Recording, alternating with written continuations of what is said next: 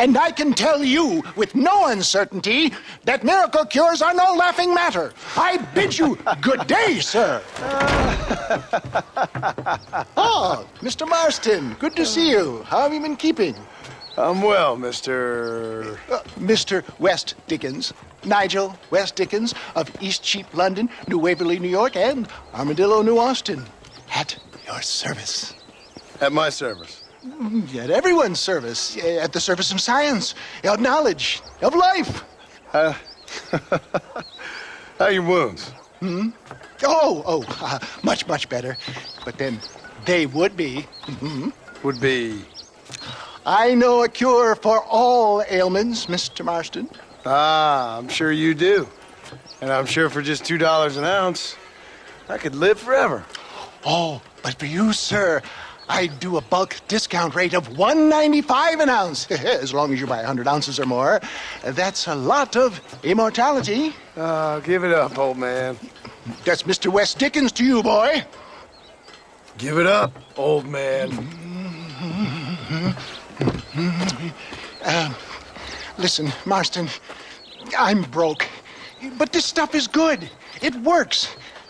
I need a healthy young man like you.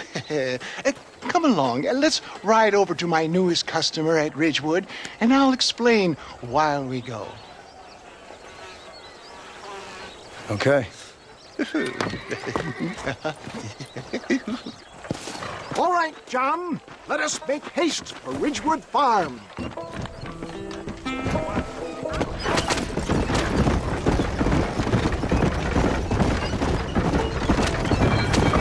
I heard about you, Mr. West Dickens. And I about you, John Marston.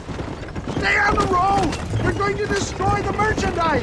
Hoodwinking the weak, gullible out of their hard-earned money. My dear boy, it is you who is gullible, if I may be so bold, for heeding such ill-informed You're scuttlebutt. as full of wind as a horse with the collar. I have been blessed with the gift of language, and for that I will not apologize. But the West Dickens elixirs speak for themselves. If my tonic is such a sham, how do you explain the mind battle in which you find me? Last time you saw me, I was knocking at death's door. You should thank the doctor for that. I reckon you were acting it up worse than it was. Act I can, John. A more convincing Othello there has never been. And so shall you, a fair Iago or Cassio make. I don't like the sound of that. Showmanship, John. The flourish, the bow. We are operating in a competitive marketplace. Our product must stand out. And how does this involve me? We're going to use your God-given talents to our advantage. Get back on the road! We'll have nothing left by the time we get to Ridgewood. I'm really starting to I'll regret drop this. you off at the outskirts of Ridgewood. That way, it won't look like we came together. Once I'm set up, saunter nonchalantly into the crowd that is sure to be forming. Eventually, I will call you up to try my tonic. After extolling the virtues, I will have you perform a few feats of wonder to amaze and impress the paying public. You hop out here, John. Follow me in on foot.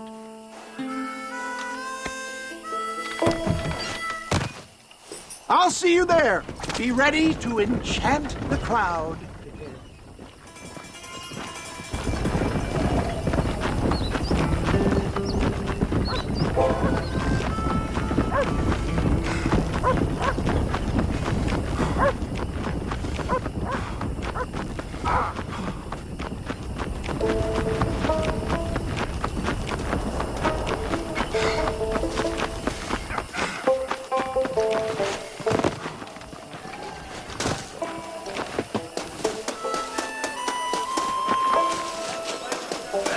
Oh, I see.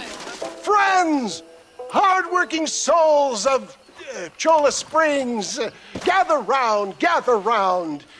Do you suffer from rheumatism, lumbago, acute chronic sciatic, neurologic, or inflammatory pain? Well, I represent the only company that makes the genuine article that cures headaches, neuralgia, earache, toothaches, backache, swelling, sprains, sore chests, swelling of the throats, contracted cords and muscles, anxieties and ravaged nerves, stiff joints, wrenches, dislocations, cuts and bruises, and it adds vitality and vigor to the healthy man. But can you prove it, old man? Oh, I'm sure there's some customer here who could prove the qualities of it by taking a drink right now. You, sir, come up here. Step right up. That's the spirit. Ladies and gentlemen, pay close attention. This poor, wretched volunteer, entirely unknown to me, will demonstrate the effects of Dr. West Dickens' own patent tonic. Be you a cowpoke or athlete, this miraculous elixir developed with the wisdom of the East keeps the muscles supple and relaxes the cords. It loosens the joints and gives a feeling of youth and vigor to the whole system. Not possible, I hear you say. Well, doubt no longer. Faith can move mountains, but I ask not for faith. I am a man of science, and today science will be vindicated. Your eyesight is greatly improved. Is that not so, friend? If you say so. That's right, it is. You heard him. What a good sport you are, sir. Now, gaze over yonder at that porch. If you squint, you may just be able to make out the skull that's hanging there. Go ahead, friend. Shoot that skull and demonstrate the miraculous eyesight you now possess.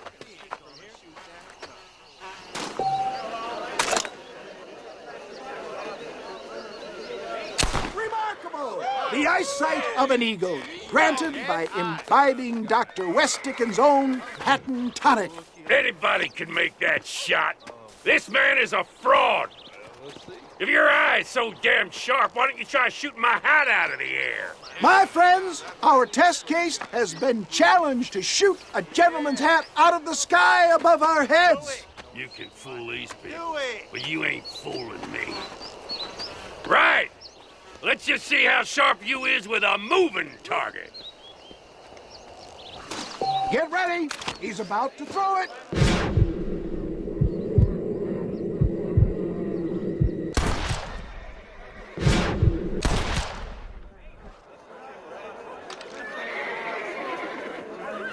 See? That tonic is a...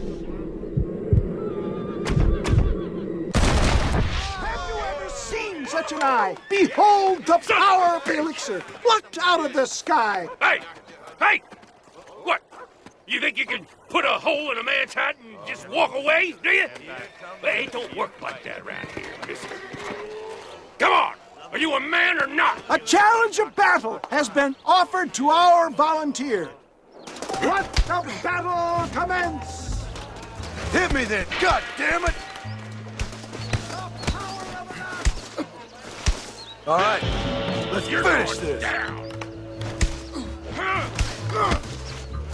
Get off of me, you son of a bitch!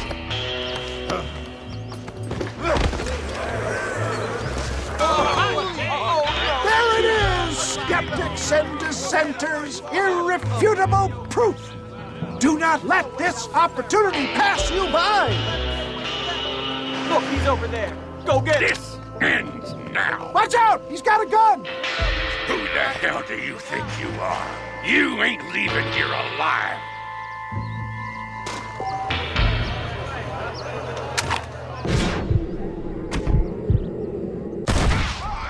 Marvelous shot, dear boy.